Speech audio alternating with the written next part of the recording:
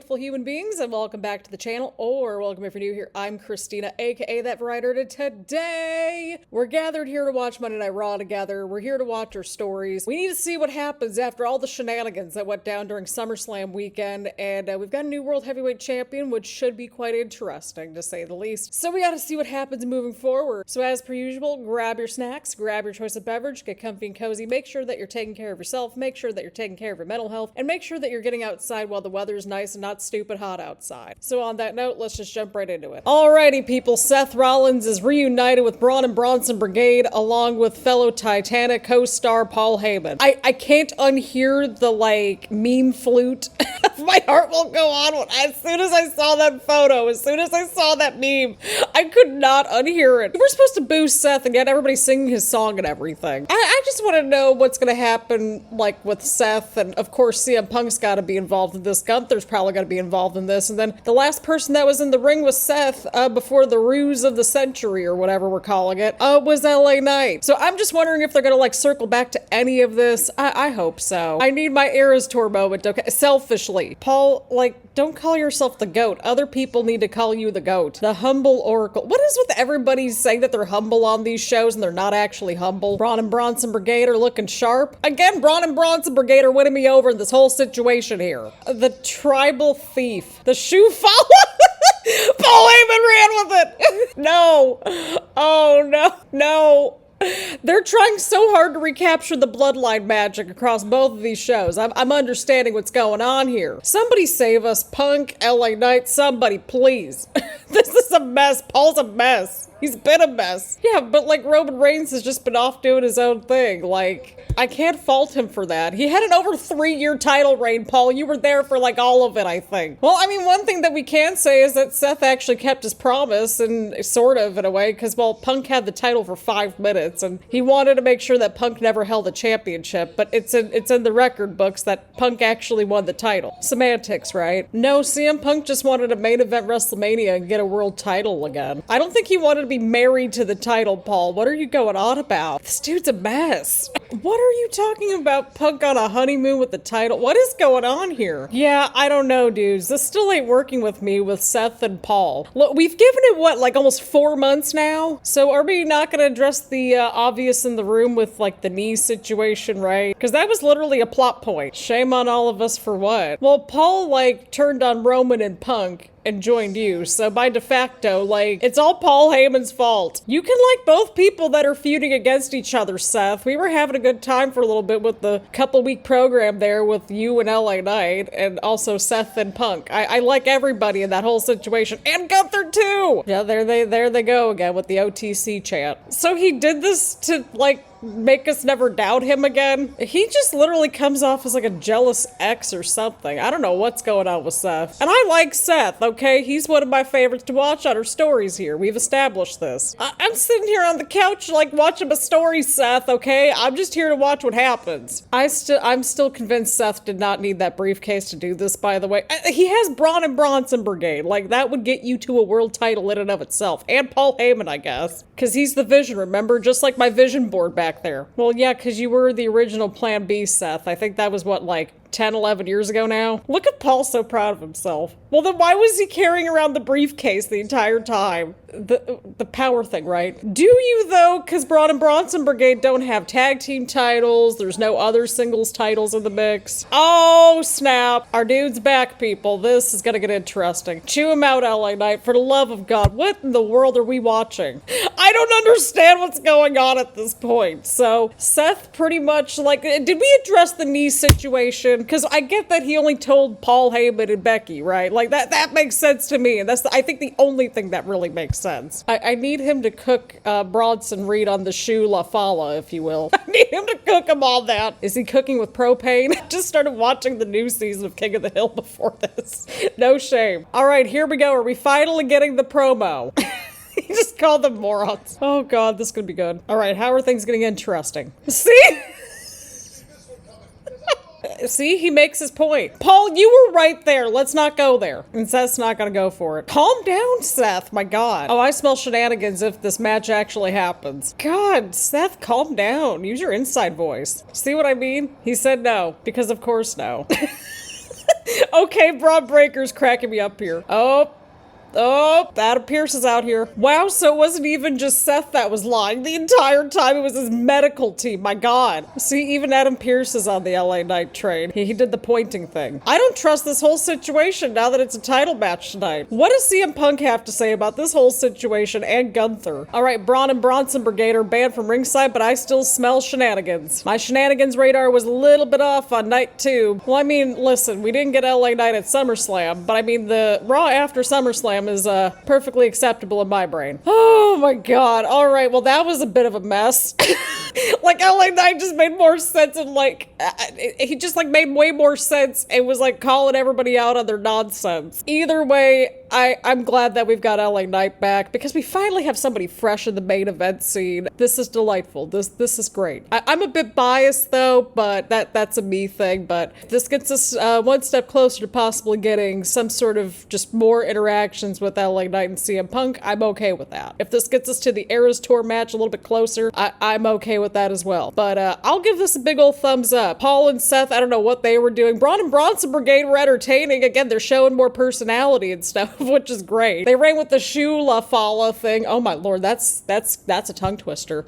And of course we got LA Knight back, so I mean that alone gets a thumbs up for me. Alrighty friends, we got Rusev and Sheamus beating the crap out of each other right out of the gate. Again, I want to see these two in a street fight or a last man standing match, some sort of a stipulation like that. Are they gonna settle it once and for all? Because I feel like we need a best of 7 series between these two. I mean, it would make sense because last year we had the best of 7 on SmackDown with Andrade and Carmelo, and then we have, well, this one on Monday Night Raw. What kind of a flavor did Stupid Prime come out with now? It's like an orange creamsicle looking thing, but it's an orange creamsicle looking thing that's trying too hard to beat an orange creamsicle looking thing. Anyway, we've got Sheamus and Rusev here. Oh, Rusev just got Sheamus from the top turnbuckle and a huge slam right there. All right, well, Rusev is in firm control here. All right, here we go. We had two dudes just beating the crap out of each other, slugging it out. All right, Rusev got the upper hand on that one with the knee. All right, what are we doing? Oh, no. Sheamus, what are we doing? Oh, no. Well, I mean, that's one way to go to commercial. Sheamus with the white noise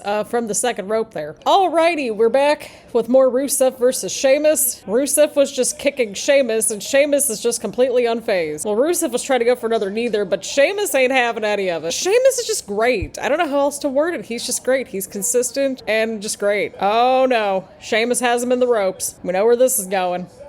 I had to look down and triple check to make sure I was recording because I forgot to record some stuff last night. Oh, Sheamus was going for a bro kick but then missed. Well, now he's getting Rusev back into the ropes, I think, or trying to. Well, Rusev was kind of in the ropes there, but okay, now he's not. Well, Rusev just countered. Oh, he just sent Sheamus right into the post there. Oh, Sheamus just caught Rusev who was running towards him and then just slammed him right on the commentary table. Okay, there we go. We got the count out broken up because Sheamus went back in the ring and then went back out the ring. That makes sense. And Rusev just sent Sheamus into the steel steps. Oh, well, that's one way to do it. Right over the barricade. Oh, okay. Well, so the chops kind of led to a double count out situation because they were counting to 10 and the referee was counting to 10. So it's 1-1-1 now. Oh my God, Rusev's holding the steps now. Oh my God. Oh, Rusev just took down Sheamus with the stairs there. Oh my God. Oh no. Now Rusev's got a shillelagh.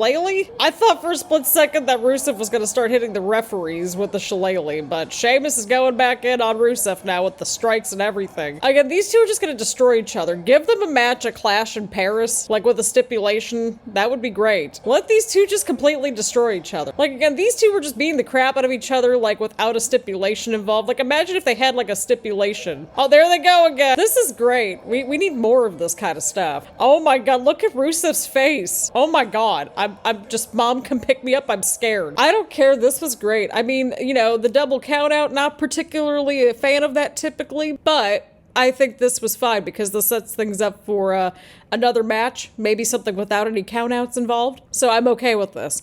Again, the aftermath was just crazy. They're just beating the crap out of each other the entire time. So I mean, all that alone, I'm just giving this a thumbs up. I was entertained. I enjoyed it. Alrighty, friends. Well, we've got Grayson Waller versus Penta because, well, Grayson was trying to get the New Day into a tag team title opportunity. And, well, Adam Pearce was like, nope, you're in a match with Penta. But hey, we got Penta back, so yay. Those were two people. I was like, where our LA night. Where's Penta at over SummerSlam weekend? Oh, we appreciate you, Penta. And Grayson's entertaining, so this should be good. And Penta's the smooth operator.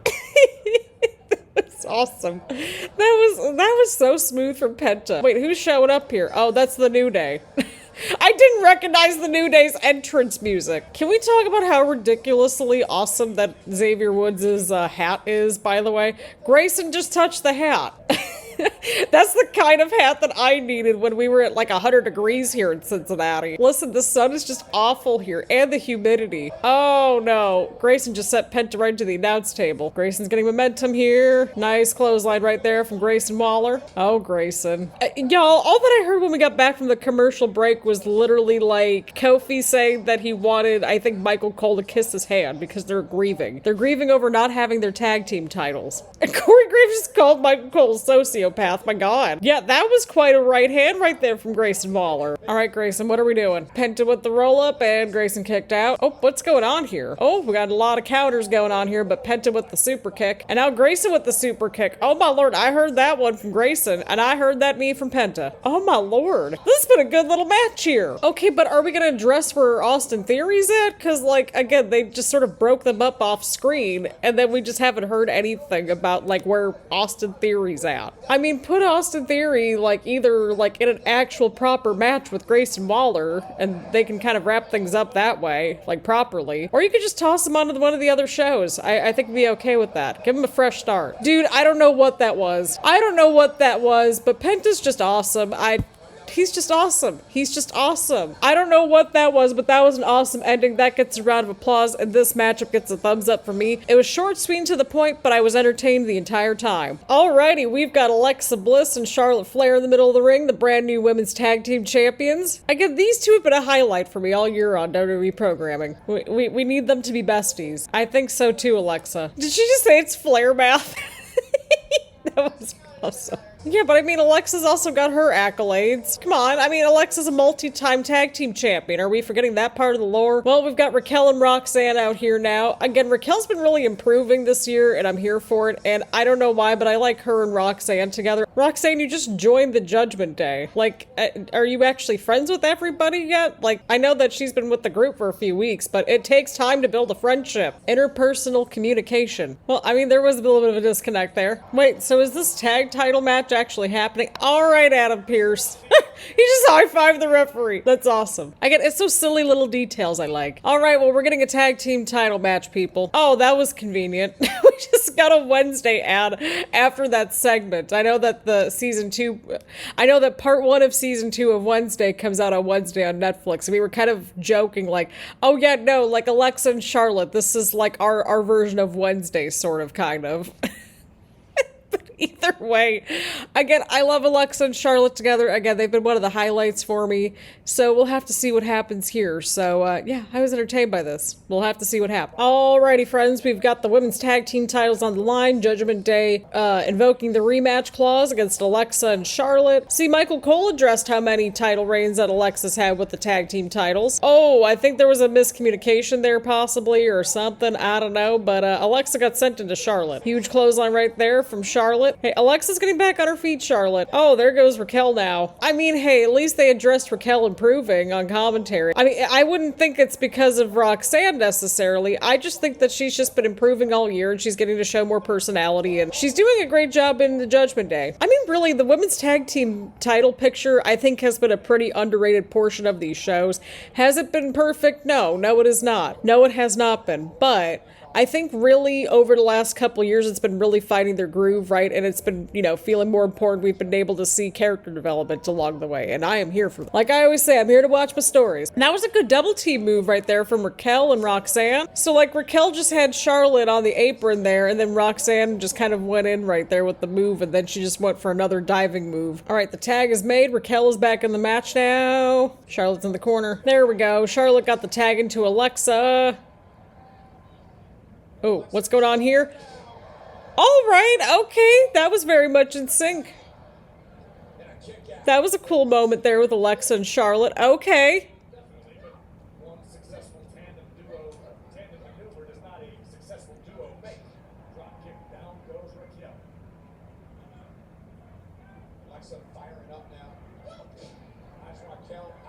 There you go, Alexa. Get some offense in. Oh, Raquel just caught Alexa off the apron. Oh, I don't like this. Oh, she just like slammed Alexa right on the barricade and a big boot. Oh, dear Lord. Dude, that was great right there from Raquel. I mean, that is certainly... Okay, thank you, Michael Cole, for actually bringing us up to speed a little bit as to what happened during the break. I appreciate that. We got Alexa and Raquel now. Oh, nice DDT from Alexa in the middle of the ring.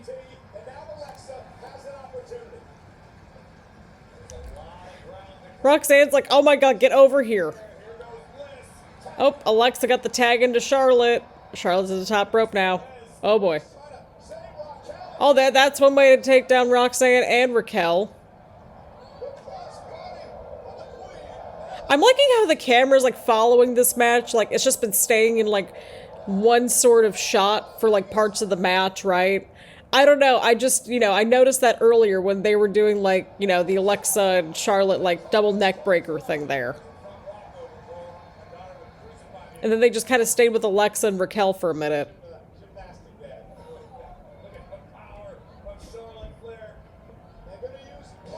Oh, huge slam right there from Charlotte.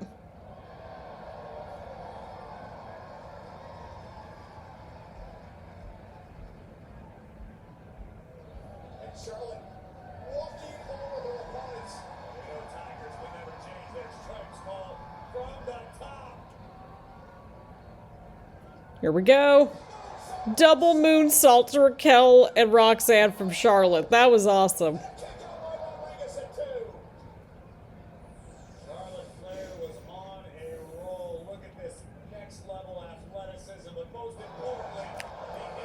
Charlotte's just so good.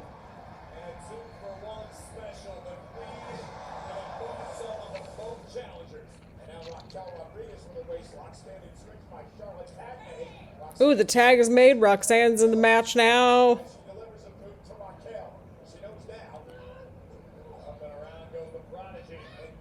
Oh, but there's Raquel with the boot.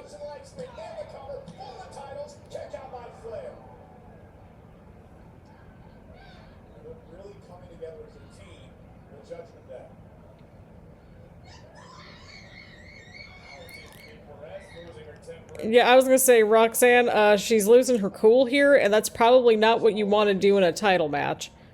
I've never been in a title match. I'm just making that assumption.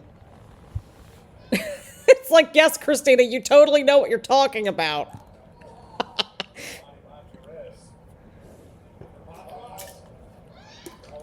Ooh! Ooh! I heard that headbutt over here from the couch.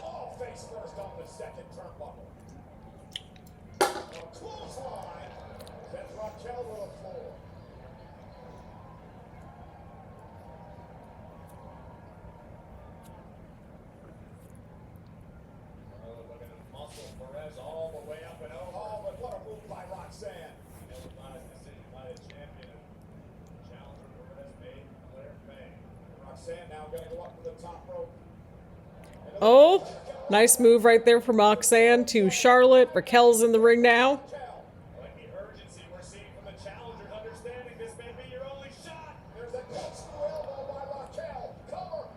Oh, but she's right by the ropes. Oh, but Alexa got... Okay, Alexa broke things up instead. I was like, wait, Charlotte's kind of close to the ropes there, but okay, Roxanne just took care of Alexa there.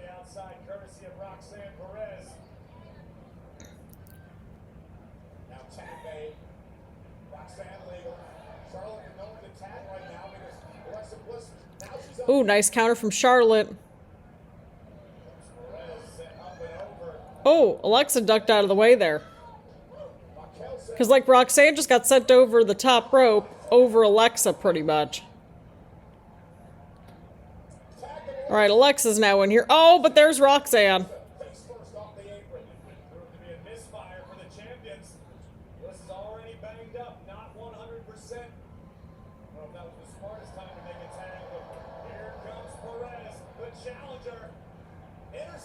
Oh!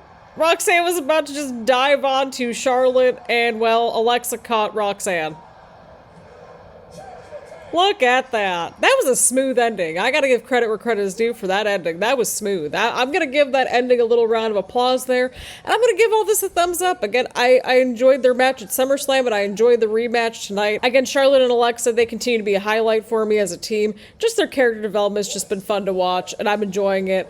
And I want to see what happens with Raquel and Roxanne moving forward now that they've lost the rematch. So I'll go ahead and give all this a big ol' thumbs up. Alrighty, friends, we've got Dragon Lee versus Dominik Mysterio. Dragon Lee just right out of the gate with the offense, just diving right to the outside. Oh, Dragon Lee with the offense. Oh, but Dom just caught Dragon Lee right on the rope there. Oh, ouch, I heard that chop. At least they're letting Dom just kind of do more of his own thing. I can appreciate that. Again, I just get this weird vibe that, like, eventually, or maybe even right now, like, people want to cheer for Dom, but they know they can't because, like, he's the bad guy and everything, right? Oh, huge kick from Dragon Lee and a chop from Dom. And a knee from Dragon Lee. Yeah, LWO's been getting some momentum, which is great. I mean, hey, they're getting title opportunities and they're kind of floating around the titles, so that's got to be good for them, right? Alrighty, we're back from the ad break. Yeah, no, that would have been a really good win there for Dragon Lee. Oh, huge power bomb right there from Dragon Lee. Oh, yeah, there they go. The crowd was just chanting Dirty Dom, and even the closed captions kind of caught that one. I guess they really want to cheer on Dom because they're actually getting behind him because he's finally just doing his own thing for once. Uh-oh, things aren't looking good for Dom. Well, there's El Grande Americano now. Starbucks is back, everybody. So, like, how are we going to distinguish, like, El Grande Americano? Wait, is there a third one? How many Starbuckses are there right now at this point? He even used the ropes and he didn't really need to use the ropes. Well, Dom won and we now have not one, not two, but three Starbuckses, aka 3 El Grande Americanos running around in the wilderness now. We were having a good time with this match, and then, well, the ending happened. Alright, well, we got AJ Styles coming out here now. Yep, he was trying to use the boot again, just like last night, and AJ made the save. He just threw the shoe at Dom and just hit him. Oh my god. Well, that's a fun little team up right there. Dragon Lee and AJ Styles. I can get behind that. Alrighty, well, this whole situation just happened. We were having a good time until the ending, but here we are, friends. Alrighty, we've got Becky Lynch out here. And we had an interesting backstage interaction earlier with Lyra and Bailey. They were kind of just like going at each other's throats after everything that happened yesterday at SummerSlam. I mean, you could make a case for Becky, to be honest, for her being one of the best of all time in the women's division. Becky, I don't blame you for needing a night off after everything. I don't blame you. Because, like, that was a crazy match last night. All right, we got Nikki Bella out here. All right, this could get interesting. I'm pretty on board with this. Because, I mean, think about it. Like, these two are kind of the forefronts of their own eras, right? They had that overlap back when, like, Becky, Charlotte, and Sasha got brought up, like, right around 2015 and everything, when they were shifting from the Divas to the women's division and all that. So this is all a full circle moment roughly 10 years later. Oh, Nikki's disappointed in Becky. I don't think Becky's handcuffing the entire division. Becky, I disagree. Happy Gilmore 2 is not the hottest movie of the summer. That goes to Superman. Is all of this necessary? I mean, this is a match that doesn't need too much build up. Oh no, we're bringing the men back into this whole situation. Listen, Seth was convincing. No, I think Becky's had a lot of growth and character development over the last 10 years. I don't know, like, I don't think I'm the same person that I am like 10 years ago. I certainly would hope not. Again, I'm not a fan of the low-hanging fruit type stuff that we're getting here. I'm just not. I get that it's at least getting some reactions out of people. But again, this was something that just, like, didn't need much build up in general. I mean, the crowd's reacting to everything, which is great. I just don't have to like this. I feel like that's a reoccurring theme. It's like, I could see why people are into it. I just don't like it. Well, Becky just went after Nikki with a cheap shot there. I mean, they were going after cheap shots at each other for a minute there. Again, the low-hanging fruit thing just ain't for me, but the crowd reacted to it. So, I mean, they're the ones, they paid to see the show, right? And, yeah, this could get interesting for a matchup, but again, I feel like this was a situation that we didn't need much build-up for. I don't know. This felt a little off to me. But, I mean, again, the crowd ate it up, so, I mean, it's a taste thing for me. I don't know. But let me know what you thought about this segment down in the comments down below. This felt a little weird to me. I don't know. Alrighty, lovely people. We've got a World Heavyweight Championship matchup. Braun and Bronson Brigade are banned from ringside. That I don't think that's going to stop the shenanigans. I smell shenanigans. Paul Heyman's reaction. He's like, oh, bleep. When he just saw the clothesline from LA Knight. Oh, Paul Heyman, never change. You silly goose. But that's an insult to geese. I mean, we haven't seen Punk or Gunther, but I mean, they kind of basically said Gunther's out indefinitely, which means Punk's got to be lurking around somewhere. Or, like we suspect, there could be a fourth person to Seth and company. So, I don't know. I'm very suspicious. You know what? We're going on about visions here. Like, it's a vision board in progress, but it's an ongoing, living, breathing vision board. I have some shred of a vision. It's getting there. I've been a very busy bee. All right, well, Seth's just trying to run away. He's hiding behind Paul Heyman now. Paul's like, I'm your biggest fan. Oh, he's got his hands on Paul Heyman now. Go after him, LA Knight. He was trying to ruin Santa Claus for everyone last week. I know priorities. Yeah, don't get DQ'd, LA Knight. Just soak it all in. Because I think, is this his first World Heavyweight Championship match? Because I know he had that one world title match or two against Roman, right? Like during that whole title reign and stuff. Yeah, this is his first matchup for a World Heavyweight Championship. All right. We're business people. All right, we're on the barricade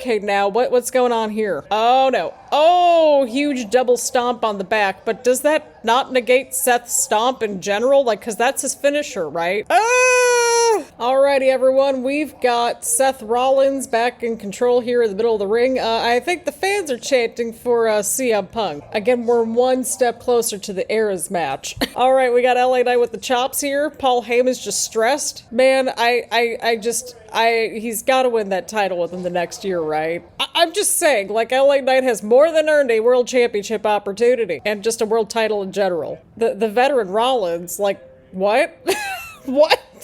I mean, in WWE, yes, but overall, I think that's a no. I think that they have both had a lot of mileage. Oh, there goes LA Knight now. Huge suplex. Look at Paul's reaction. He's like, oh my god, my back. Same, Paul. Same. Oh my god, just Paul Heyman. Whether you like him or hate him, his reactions are hilarious. Of course, we saw these two at Saturday night's main event with all the shenanigans, and yeah, I think is that fair to say now? Shenanigans? Again, the crowd's just, like, still crazy for LA Knight. Like, it has not slowed down in, like, 2 years now, WWE. What are we doing? I know it's about the journey, but it's also about the destination, too. Oh, near fall right there. Seth just kicked out. Paul Heyman's, like, asking for confirmation. Like, yes, Paul, that was a 2 count. You were at ringside. You heard the referee. Oh, he just caught Seth right there. Again, give LA Knight an opening and he can connect. And so, except for that point. Seth connected and, well, rolled out of the way there. Oh no, not the buckle bomb. That move makes me nervous every time I watch that. Oh, this could be an opening. This could be an opening. No. That was quite an opening there for LA Knight. I'm very suspicious of this whole situation. We got a "This is awesome" chant. I'd have to agree with the crowd. All right, Seth, what are we doing? Oh, counter. Oh, DDT from LA Knight. Oh, I'm nervous. Nervous. Well, there's LA Knight back up on his feet. Oh, there goes the elbow drop. Oh, nope. Seth rolled out of the way there. Oh, he just, like, sent Seth, like, just flying over the commentary table. Holy cow. Yep, stay on the offense. But also be mindful of the count-out situation. Oh, there we go. See, he broke the count out. Seriously, Seth, we were having a good time. Oh, I smell shenanigans. I don't like that look on Seth's face. I don't like this. I don't like this. We've got dueling chants here, and I'm still trying to understand why we're cheering for Seth after, like, the ruse of the century with the injury. I don't know. That didn't rub right with me. That's not somebody that I should be cheering for. Paul Heyman's just, like, really just, like, lurking in the background, like, right behind, like, the steps there. Seth's pulling back, like, the protective padding. I don't like this at all, but I'm hearing the crowd go crazy for something here. There's CM Punk! Well, we can appreciate CM Punk for making the save, but not so much getting LA Knight disqualified. Because we did have that interaction a few weeks back with LA Knight and CM Punk, and, well, yep, there we go.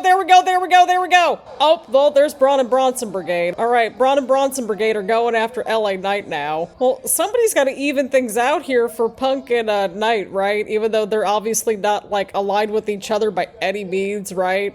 I'm one step closer to my Eras Tour match and my Eras Tour moment. We're getting closer, people. We're getting closer. Basically, ideally, I would like a triple threat match with Seth, Punk, and Knight, but selfishly, I really just need that promo between Punk and Knight at this point. That's all I need. Don't ask for much on these reactions. I mean, Punk's kind of justified in this whole situation, and now LA Knight's also justified in this whole situation. Well, I mean, he's been justified with this whole situation for a while now, but I mean, this has got to be good for LA Knight if he's in the mix with Seth Seth and Braun and Bronson Brigade and CM Punk now, so Roman's out here now. They did the end credit and everything! Oh, this is interesting. Well, I mean, Jay and Roman did beat Braun and Bronson Brigade at SummerSlam, but, I mean, he's gotta go after Seth properly, too. Again, he's justified with the whole Paul Heyman situation. Run it back at some point between these two, but not right now. I need my Eras Tour match. I need my Eras Tour moment. Let me have this one, Roman. Roman, like, we need a break for a minute.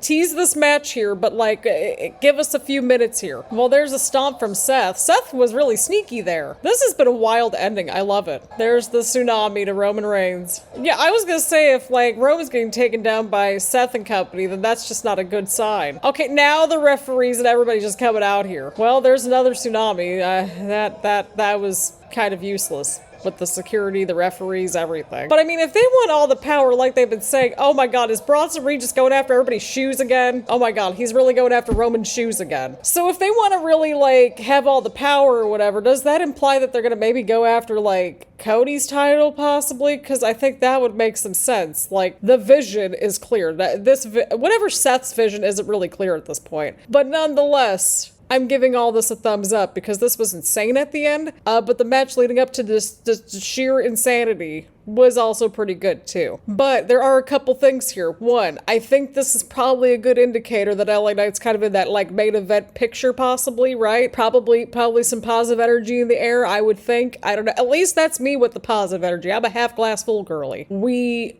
kind of tease Seth and Roman again, which is always good to revisit at some point. I think we've kind of let that breathe out a little bit. And we're also another step closer to possibly getting some more interactions and hopefully a proper promo with Punk and Knight. And that's what I'm here for, people. I have no shame in admitting that. Listen, again, we've kind of joked about all the Eras Tour stuff, but there is some truth to it, right? It's like, because it's just like, you know, you have your different like favorites from your different seasons of life, if you will. So that's kind of what the premise is. But either way, we're giving all this a thumbs up no matter what, because this was just wild. But the match itself was good and just everything after was just crazy.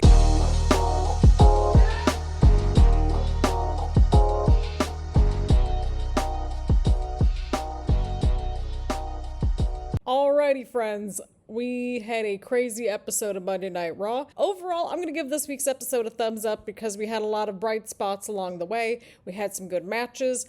I would say the two title matches were really good, the women's tag title match and of course the world title match.